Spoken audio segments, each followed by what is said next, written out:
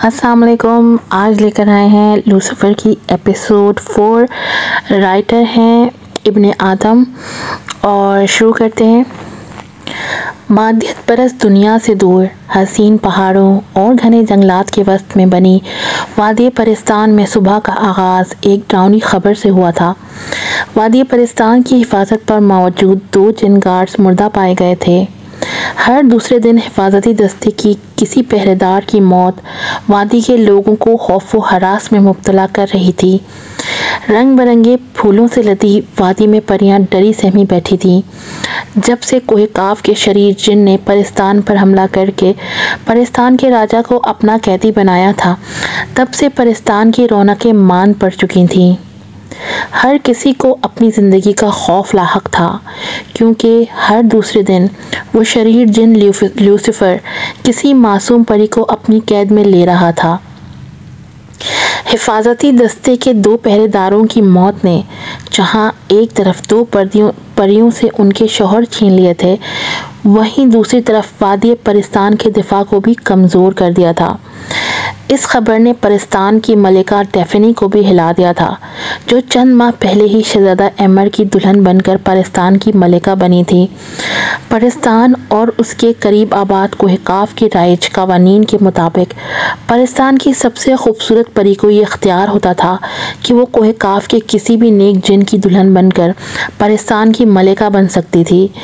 परिस्तान की मलिका ही परिस्तान पर हुकूमत करती थी। शहजादा फ़कत मलिका और परिस्तान की हिफाजत पर मामूर होता था। डेफनी ने रिवायात के ऐन मुताबिक एमर का इंतखाब किया था।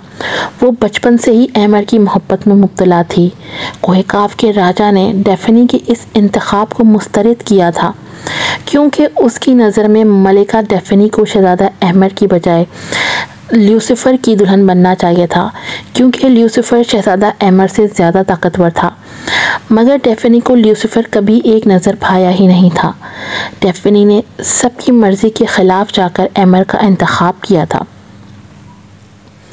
उसे यकीन था कि एमर जब उसके अक़्द में आएगा तो उसकी ताकत में भी इजाफ़ा हो चुका होगा।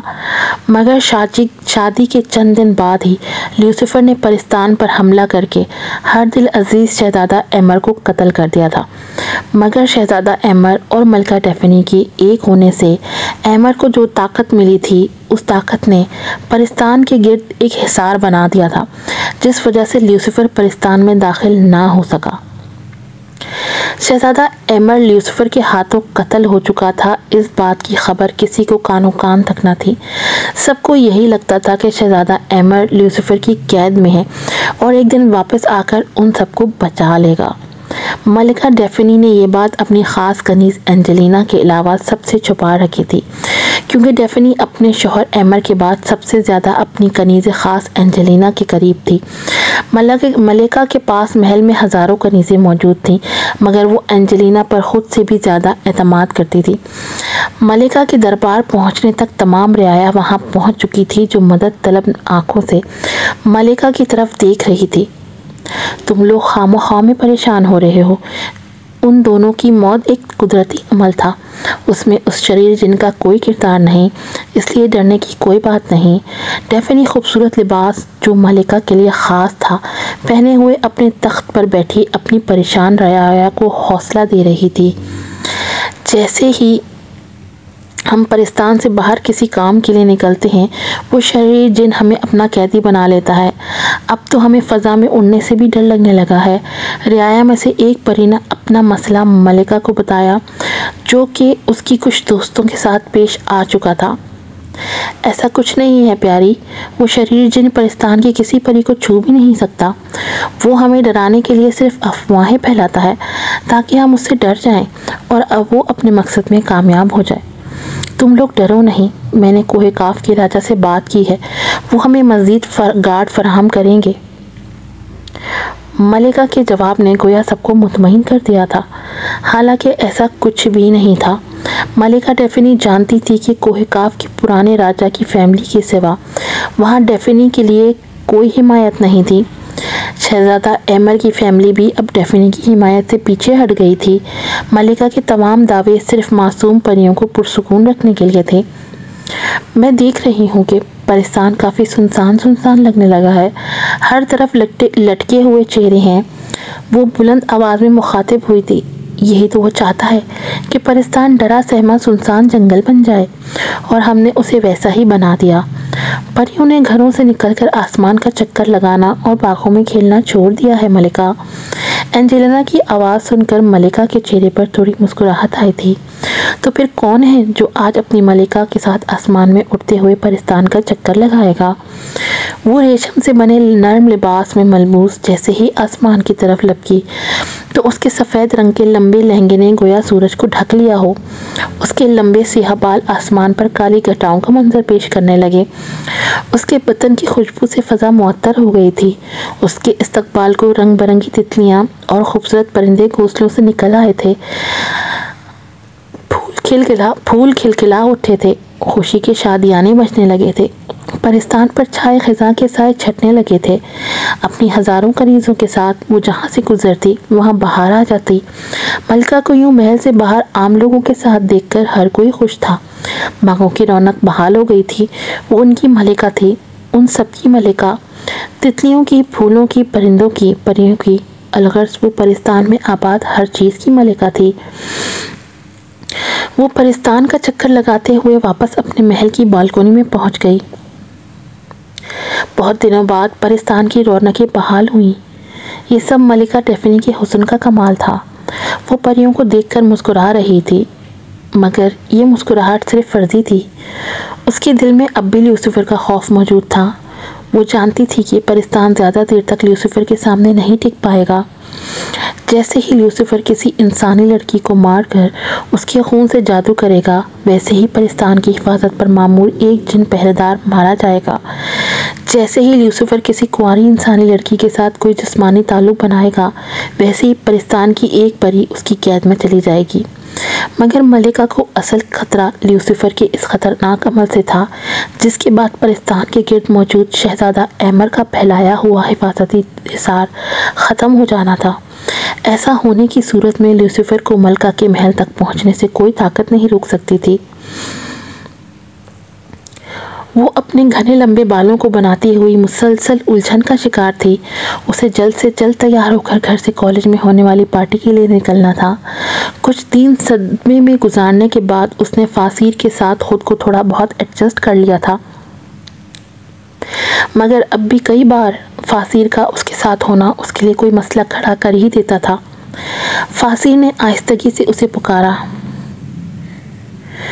फासीर शरीर जिन, वो दांत पीसते हुए चिल्लाई थी। क्या मैं बाल बनाने के लिए आईना देख सकती हूँ? जिमल मासूमाना अंदाज में मुखातिब हुई थी। तुम बार बार ये बात क्यों भूल जाती हो? फासीर का लहजा थोड़ा सख्त हुआ था। तुम लड़की नहीं हो फासीर, इसलिए तुम्हें मेरे मसले बिल्कुल समझ नहीं आएंगे। बल्कि तुम्हें फासीर कहना ही नहीं चाहिए, तुम शैतान हो। वो बेतकल्लुफ़ी से जुमला बोल चुकी थी।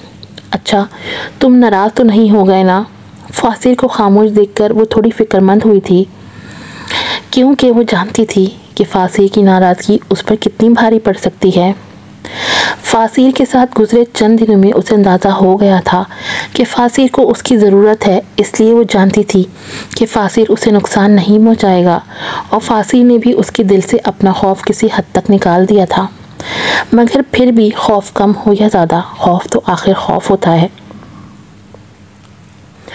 और वैसे भी फासीर को दोबारा जिम्मल जैसी लड़की ढूंढने में बरसों लग सकते थे।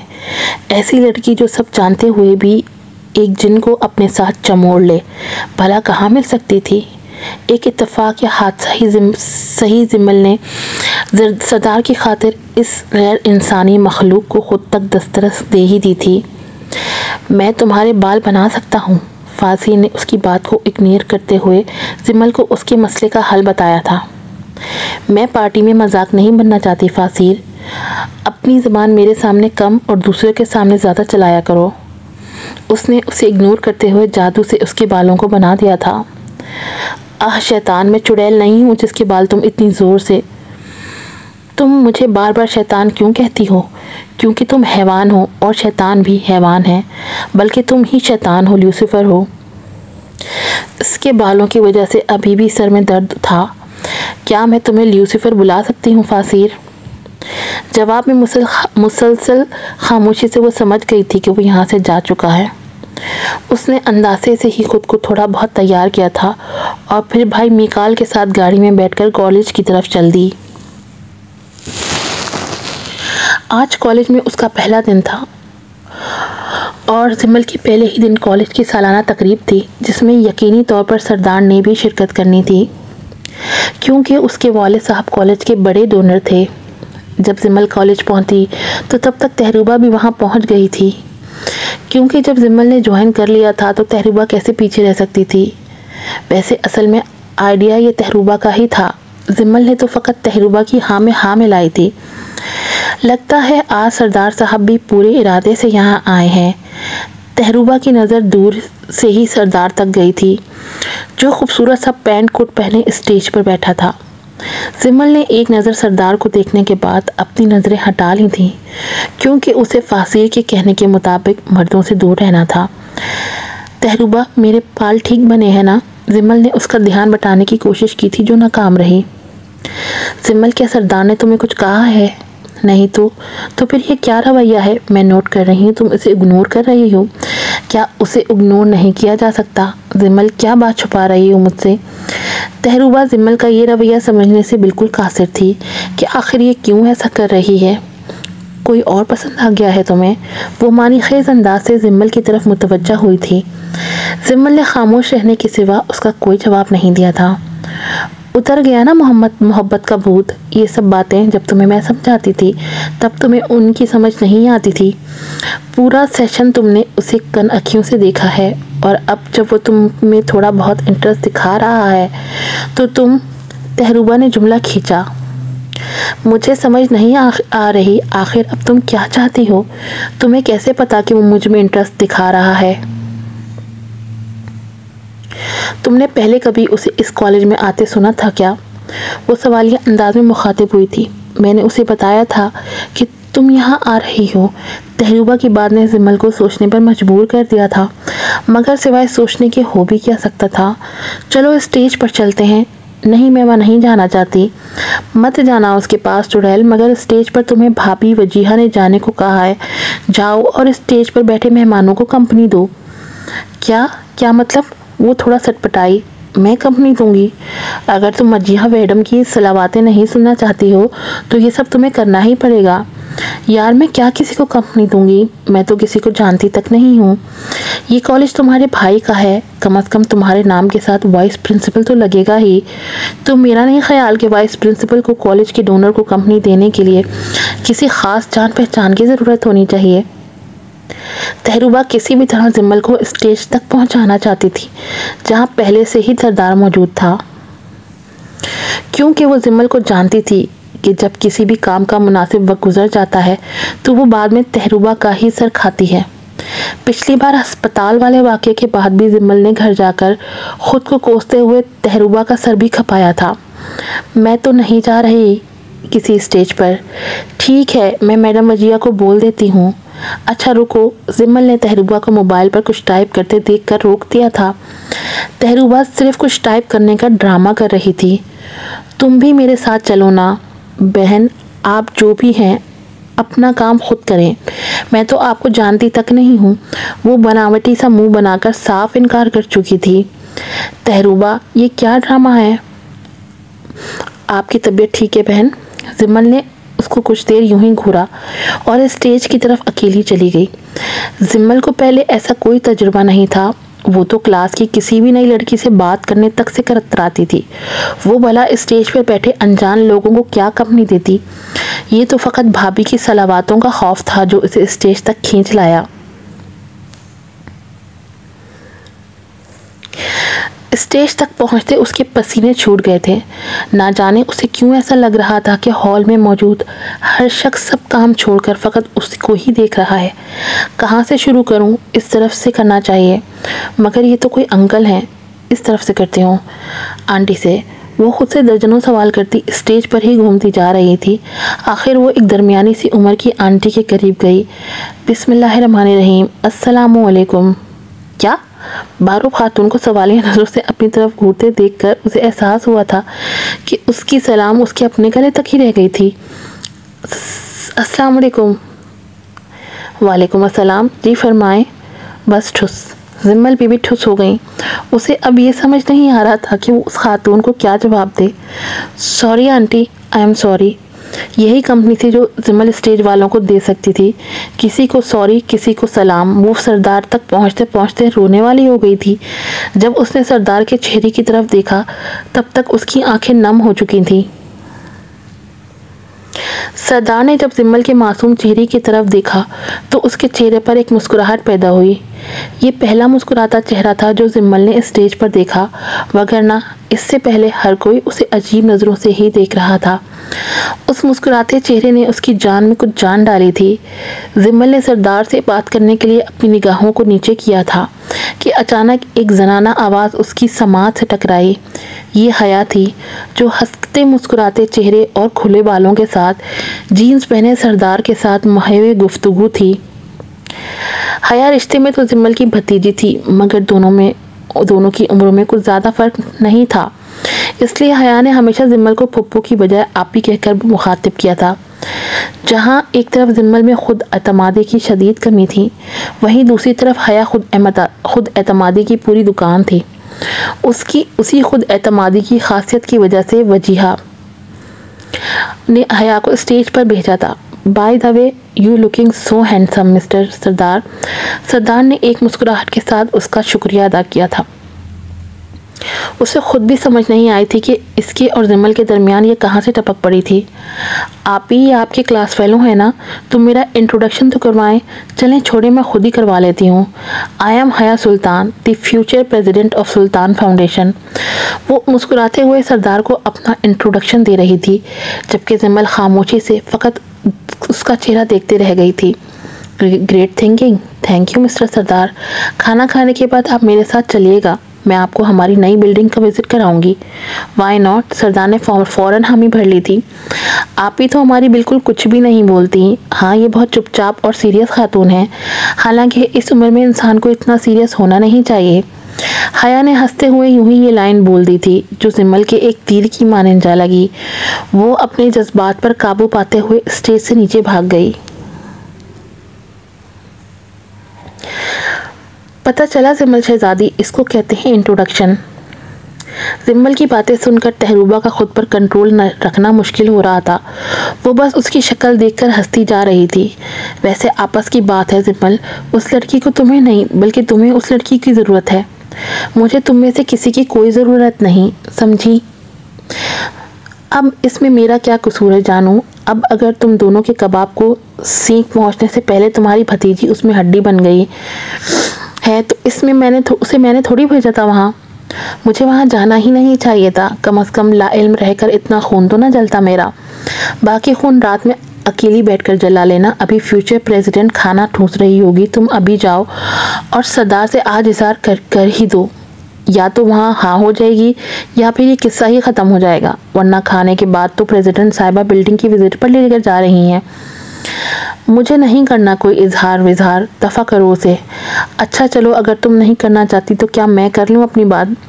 हाँ कर लो। वेरी फ़नी शहजादी, मुझे तेरे इस सरदार में कोई इंटरेस्ट नहीं।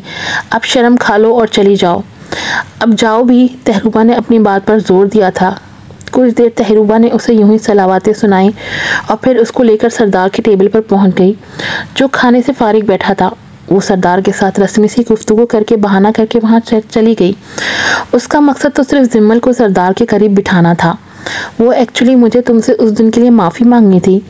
जिम्मल हिम्मत करते हुए सरदार से मुखातिब हुई थी। मेरी वजह से आपको बहुत एम्बेरस फील महसूस हुआ होगा। नहीं, कोई बात नहीं। नहीं, कोई बात नहीं जिम्मल। अलबत्ता मैं भी उस वक्त डर गया था कि अचानक से मेरी तबीयत ख़राब हो गई थी। अब तुम्हारी तबीयत ठीक है ना? हाँ, अब मैं ठीक हूँ। तो नेक्स्ट क्या प्लान है? यहाँ ही करियर बनाना है? हाँ, यहाँ ही भाई भाभी के साथ। बहुत अच्छा काम कर रहे हो तुम लोग। हाँ, ये छोटा सा स्कूल अब पूरा कॉलेज बन गया है। हाँ, मैं देख रहा था, बहुत बड़ी बिल्डिंग है। आए मैं दिखाती हूँ। वो दोनों वहाँ से चलते हुए नई बिल्डिंग की तरफ चले गए, जो अभी बिल्कुल नई तैयार होने की वजह से एकदम सुनसान थी। ये नई बिल्डिंग हॉस्टल की थी। इसलिए उसको बाकी कॉलेज से अलग करके बनाया गया था। वो दोनों इस बिल्डिंग में दाखिल हुए और हॉल्स को देखने लगे। काफ़ी इन्वेस्टमेंट की है, बहुत बड़ा दिल है तुम्हारे भाई का। हाँ, हम सब बहुत बड़ा दिल रखते हैं और कमज़ोर भी। सरदार ने हंसते हुए जिम्मल को आंख मारी थी। मोहब्बत की वजह से दिल अक्सर कमज़ोर हो जाया करते हैं, क्योंकि उन्हें हर वक्त किसी के खो जाने का खौफ लाहक रहता है। जिम्मल सरदार के साथ गुफ्तगू करते हुए खासी नॉर्मल लग रही थी। शायद वहाँ तन्हा होने की वजह से उसे यकीन था कि यहाँ इसको जज करने वाले कोई नहीं है। वाह जिम्मल, मुझे अंदाज़ा नहीं था कि तुम इतनी अच्छी और शाइस्ता फ़लसफ़ाना बातें भी कर लेती हो। मुझे ख़ुद भी अंदाज़ा नहीं था सरदार कि मैं आपसे कभी इतनी देर तक गुफ्तगू कर सकती हूँ। अंदाज़ा अनदेखी अनजान चीज़ों के मुतालिक लगाया जाता है जिम्मल, मगर हम तो 4 साल तक एक ही क्लास में रहे हैं। सरदार, हम रहे तो ज़रूर हैं, मगर शायद। वो बात करते करते रुक गई थी। उसकी नज़र एक सुनसान कमरे में गई जहाँ लड़कियों के कुछ कपड़े पड़े हुए थे। देखने से अंदाज़ा हो रहा था कि उनको हाथापाई के दौरान फाड़कर अलग किया गया है। उन कपड़ों को देखकर उसे लम्हे भर के लिए नया झटका सा लगा था। किसी ने यहाँ लाकर लड़कियों के साथ ज़बरदस्ती की थी, मगर सरदार के साथ होने की वजह से उसने खुद पर काबू रखा। वो कॉलेज के डोनर के सामने कॉलेज की रेपुटेशन ख़राब नहीं करना चाहती थी। वो दोनों उस कमरे को छोड़कर आगे की तरफ चलते जा रहे थे, मगर जिम्मल का ध्यान अब तक उसी कमरे में था। जिम्मल, कभी तुम भी आओ ना, हमारे प्रोजेक्ट पर बिल्कुल पास ही है, ताकि हमें भी मेहमान नवाजी का मौका मिल सके। सरदार ने उसे एक तरह से दावत दी थी। उससे पहले कि जिम्मल उसका कोई जवाब दे पाती, उसके दिल में किसी अनजान चीज़ का खौफ पैदा हुआ था। इतना शदीद खौफ कि उसे पसीने आने लगे। उसका दिल ज़ोर ज़ोर से धड़कने लगा। जिम्मल, जिम्मल, कहाँ गुम हो? सरदार ने उसे दोबारा मुखातिब किया, मगर वो सरदार को इग्नोर करते हुए वहाँ से तेज़ तेज़ बाहर को जाने लगी। जिम्मल, क्या हुआ? जिम्मल, जिम्मल, व्हाट इज़ दिस? मगर बेसुध वो सरदार को मुकम्मल इग्नोर करते हुए वहाँ से तेज़ कदमों से भाग निकली थी। क्लब की चमकती दमकती लाइटें बार बार उसके चेहरे पर पड़ रही थी। वो टेबल पर बाजुओं के सहारे अपना चेहरा सेट किए हुए मुसलसल टेबल के मुखालिफ से उन्हें बैठे शख्स की आंखों में देख रही थी। तुम वाकई में ही एक जादूगर हो। पहली बार मुझे ये सब मजाक लगा था। नौशा की आवाज़ से झलक रहा था कि इसमें कोई नशा आवर चीज़ निकली है। नौशा डॉक्टर रादिया की अकलौती मगर बिगड़ी हुई बेटी थी। वो शुरू से ऐसी नहीं थी। माँ बाप की अलहदगी ने उसके दिमाग पर गहरा असर डाला था।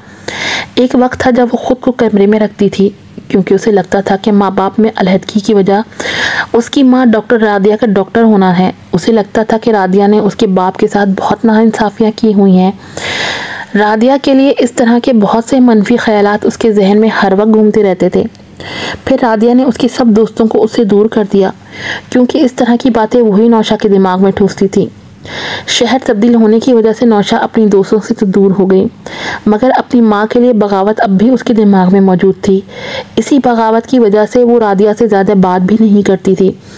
रादिया ने अपनी बेटी को अपनी तरफ माइल करने के लिए 1000 जतन कर लिए थे, मगर बेसुध बेताशा दौलत, आज़ादी और माँ से नफ़रत का नतीजा नौशा की बेहराव रवि की सूरत में निकला और वो 17 साल की छोटी उम्र में चोरी छुपे आइस का नशा करने लगी थी। अब भी वो आइस के नशे में धत अपने एक नए दोस्त के सामने बैठी हुई थी, जो जादू से ऐसी आइस बनाता था कि जिसका नशा नौशा को हर चीज़ भुला देता था। ये एक ख़ास जादू है जो आइस को इस कदर मसूर कुन कर देता है। तुम मुझे भी ये जादू सिखाओ ना। तुमसे नहीं हो पाएगा नौशा। इसको सीखने में मुझे बरसों लगे हैं। सालों की मेहनत के बाद ये जादू कुदरत ने मेरी उंगलियों में घोल दिया है। ल्यूसिफर एक लंबे बालों वाले जंगली लड़के का रूप धारने नौशा के सामने बैठा था, क्योंकि रादिया के बाद नौशा ही उसका एक अगला शिकार थी। ल्यूसिफर को अपने मकसद की कामयाबी के लिए 2 औरतों और फिर उन दोनों की कुंवारी बेटियों का खून चाहिए था, मगर उससे पहले ल्यूसिफर के बगैर कोई जादू इस्तेमाल किए और बगैर ज़ोर ज़बरदस्ती किए उन चारों के साथ जिस्मानी ताल्लुक़ बनाना था, ताकि वो उनके जिस्म में पहले अपना असर छोड़ सके। और ये काम वो इससे पहले रादिया के शौहर ज़ीशान का रूप धार कर रादिया के साथ कर चुका था। हाँ, तुम्हारी उंगलियों में बहुत नशा है, जादूगर, मैंने आज से पहले कभी इस कदर हसीन और लजीज आइस का मज़ा नहीं लिया था। तुमने कभी आइस ली ही नहीं थी, वो तो महज कोई खुश्क पाउडर होगा, वरना आइस तो दिमाग को इस दुनिया से दूर जन्नत में पहुंचा देती है, जहां इंसान हर दुनियावी टेंशन से आज़ाद होकर एक पुरसकून ज़िंदगी के चंद लम्हात का मज़ा लेता है। और वो लम्हा इतना पुरसकून और पुरकैफ होता है कि उस हर लम्हे पर दुनिया के तमाम सुकून कुर्बान कर दिए जाएं। उस एक लम्हे का सुकून तमाम दुनियावी नेमतों का नेमुल बदल। नौशा ने ल्यूसिफर की बात को खुद में मुकम्मल किया था। आइस का इतना सरूर सिर्फ वही पा सकते हैं नौशा, जो इसकी कदर जानते हैं, और उसकी कदर वही जानते हैं जादूगर जिन्होंने इस दुनिया की हकीकत को जान लिया हो। नौशा ने एक बार फिर ल्यूसिफर की अधूरी बात को मुकम्मल किया। तो क्या हकीकत जानी है तुमने? यही कि यहाँ तमाम रिश्ते नाते सिर्फ धोखा और दिखावा है। इंसान धोखे और चालाकी का ही दूसरा नाम है नौशा। हाँ, इंसानी फितरत। तुम्हें किस इंसान की फितरत? मेरी माँ। नौशा ने उसकी बात टोकते हुए खुद से उसका जवाब दिया था। हालांकि ल्यूसिफर उसकी ज़िंदगी को उससे भी बेहतर जानता था, मगर फिर भी उसने उसे कुरेद दिया था। काश मैं कोई आदमखोर चुड़ैल होती तो उस औरत को, तुम चुड़ैल और मैं जिन, वो ज़ोर से हंस दिया था। तुम जादूगर हो तो, मगर ल्यूसिफर नहीं। तुम ल्यूसिफर बनकर क्या करते जादूगर? डेफनी और उसके महल पर कब्जा। वो खासा संजीदा हो चुका था। उसे पता था कि नौशा नशे में धत है। डेफनी का महल? हाँ हाँ, नौशा हंस दी थी। मैं डेफनी को ही खा जाती ल्यूसिफर। तुम खाओगी डेफनी को? उसका लहजा गुस्सीला हुआ था। हाँ, ब्लडी डेफनी को मैं अपनी माँ तसव्वुर करके खा जाती। सुनो तो जादूगर, उसने ल्यूसिफर को जाते देखकर उसे एक आवाज़ दी, जो वो सुनी अनसुनी करते हुए वहाँ से चला गया। कुछ देर वो वहाँ अकेली बैठी रही थी और फिर वहाँ से निकलकर जंगल की तरफ निकल गई, जहाँ चंद दिन पहले उसे वो जादूगर मिला था। उसे उसकी तलब यहाँ खींच लाई थी।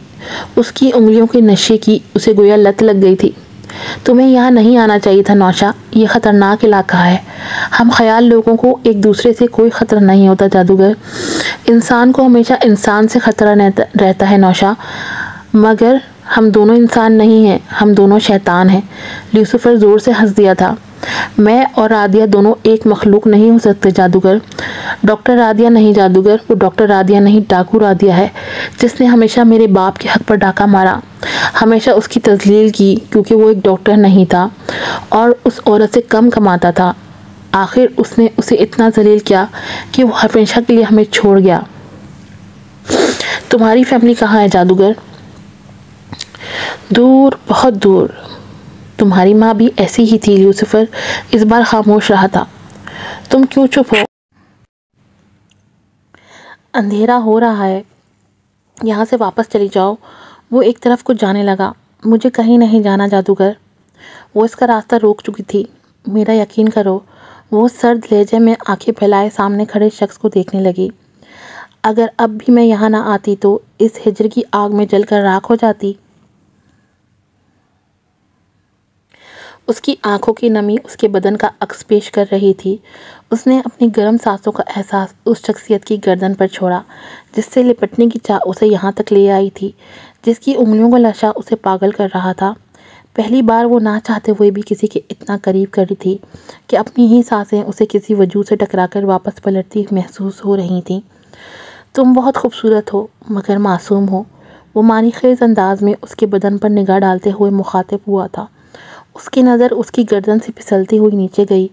उसके बदन की हल्की हल्की फरफराहट से ही उसने भांप लिया था कि वो पहली बार किसी जिनसे मुखालिफ के करीब खड़ी है। वो इस वजूद के गिर्द घूमते हुए उसके पीछे आ गया। उसने जीभ से एक मखसूस रुमाल निकाला और उसकी आंखों पर बांधते हुए उसको उल्टी चाल चलाते हुए दरख्त तक ले गया। तुम यही सोच रही हो कि मैंने तुम्हारी आंखों को क्यों बंद किया? वो उसके दिल की बात उसकी ज़बान पर आने से पहले ही सामने ले आया था। मैं नहीं चाहता कि तुम मेरा ये रूप देखो।